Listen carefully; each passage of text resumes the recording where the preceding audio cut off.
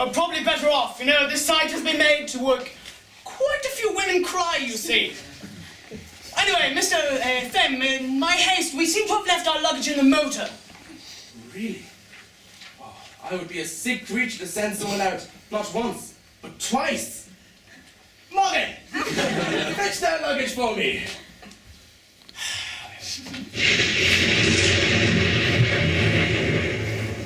Absolutely terrible weather out there, isn't it? I've never seen weather like this, except in the monsoon season in the Punjab.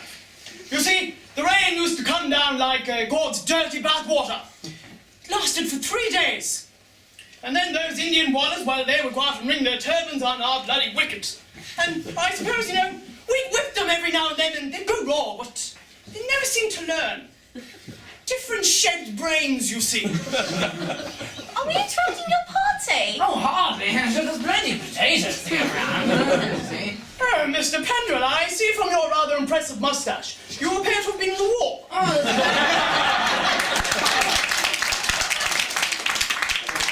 correct, sir.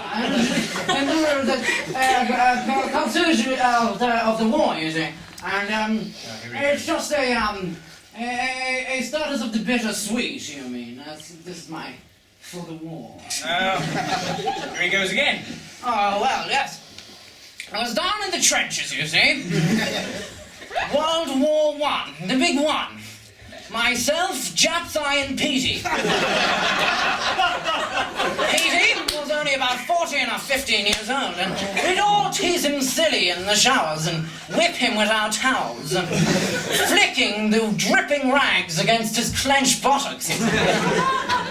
I remember telling him that it'd be quite the ticket to have a Christmas football match with the Jerrys one time.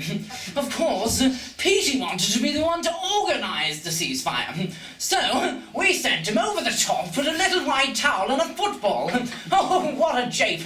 You see, it wasn't really Christmas at all. Only September 22nd. Oh, Petey bought it that day. Cut in two by Jerry artillery. Oh, those German bastards couldn't take a blighty prank. Poor Petey.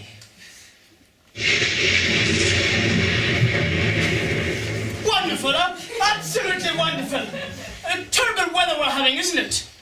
Imagine how Noah must have felt as he looked out his window and said, "Oh, thank Christ I bought that boat." Anyway, I'm assuming this weather shall go the whole way into tomorrow afternoon. How very reassuring.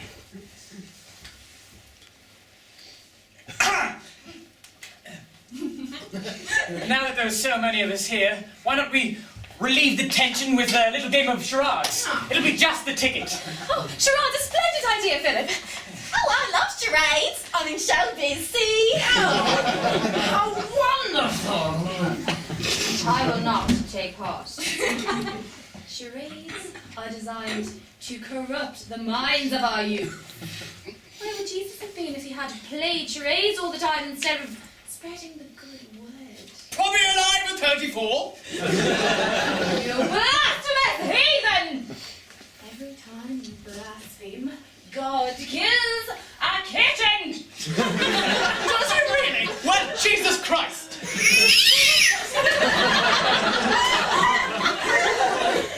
Sorry! Well, you can all play at your own peril. But just keep in mind that it's your very souls that are at risk. Rightio, I think we have Team A, we have Philip, Margaret, Miss Nick Knox, and Sir William. And Team B, myself, Mr. Fem, and Morgan. Put a monkey in your system, old chap, but isn't Morgan dumb? Well, yes, that part usually would be a handicap under normal circumstances. But you see, since we're playing charades, it shouldn't really make much of a difference. Besides, I think he can hear you.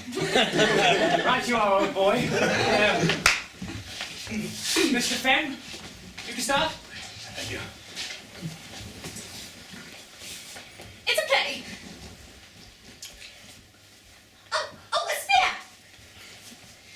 Shake, Shakespeare! It's 2 words, Sir William. Much ado about nothing, 2 words, Sir William. or as you like it. He's staring at the lady. Quite menacingly, I would say. Lasciviously. Yes. Lustfully. You're staring at those wicked, red and white women, and you're looking at their long, white legs and their white bodies, and you're thinking how you would like to. Lear! It's King Lear! 2 words, King Lear! Please, Rebecca, we have company! All right, it's my turn. All right, it's that. It's a song. Yeah. 6 words. First word. Right beside us on a Tuesday. Oh, yes! You're so clever. You always get it right first time. Right then. Mr. Morgan.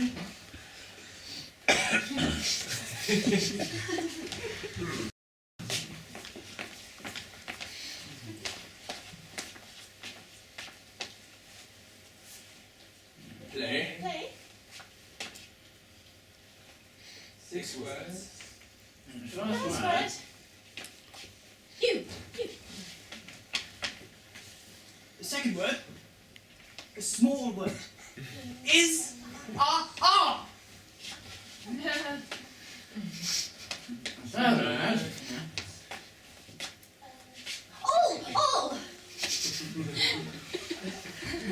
Fourth word. Word. He's walking. We all get walking. Going. You are all going. Third word. 2. 2. 6th word. Sounds like. Sheep. Tear. Sounds like tear. Sear, mere, tear. Cry. It sounds like a cry. So you are all going to fly. Fly. You are all going to Die!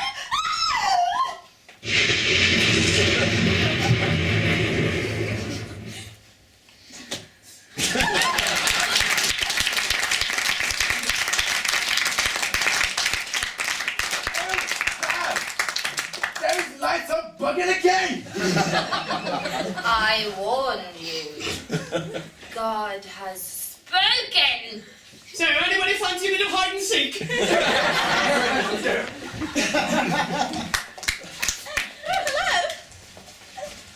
The lights have all gone away. Where did everyone go? Hello? Miss Nicknox, is that you over there? Oh, it is. We were all terribly worried about you.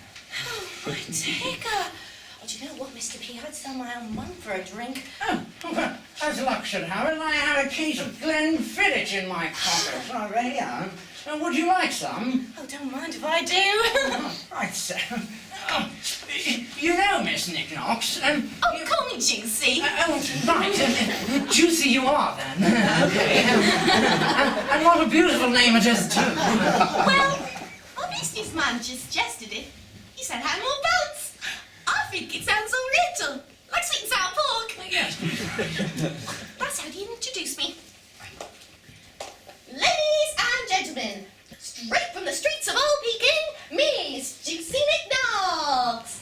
And then I come on, do me turn. Your turn? Yeah, do me song. Tell a few jokes. Here, why did the Peking duck? I don't know. He had to pedal over a low bridge. Why did the satay pork? Well, there wasn't nothing much else to do with Peking after dark, was there? I never really got that one. But he used to laugh bittermost every time I told it. You know, Miss Nicknox, Juicy, you really are a fantastic creature. Would you like me to do this song?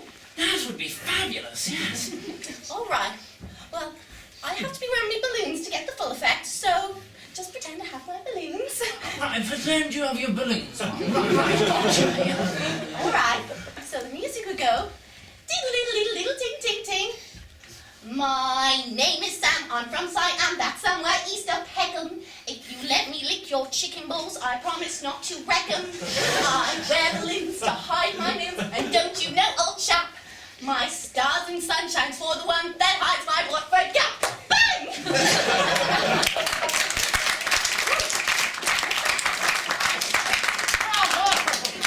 Would you care for a snifter? Oh, bottoms up.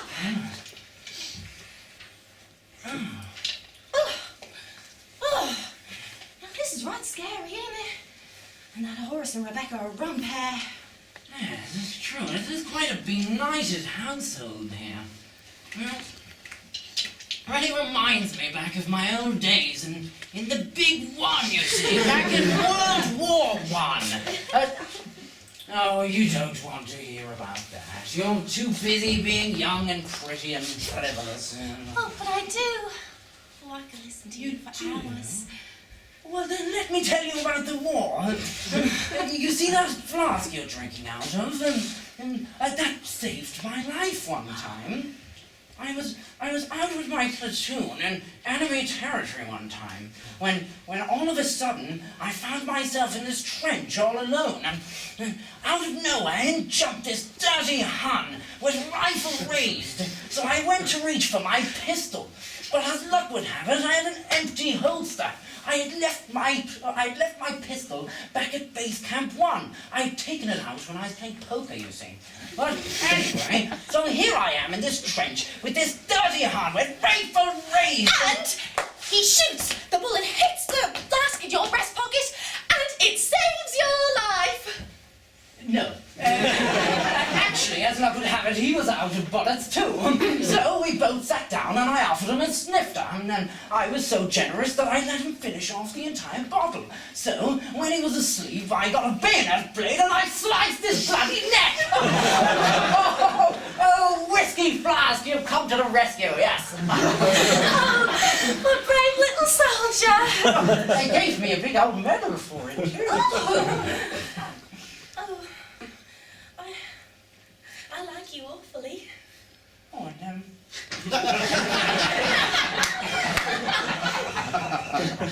I you. What are you thinking? Well,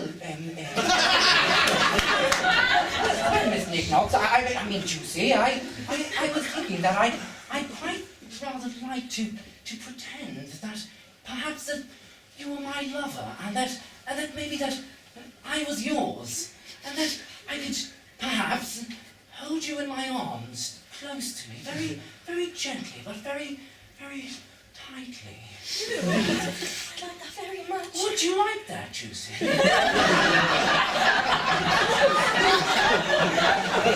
Then how about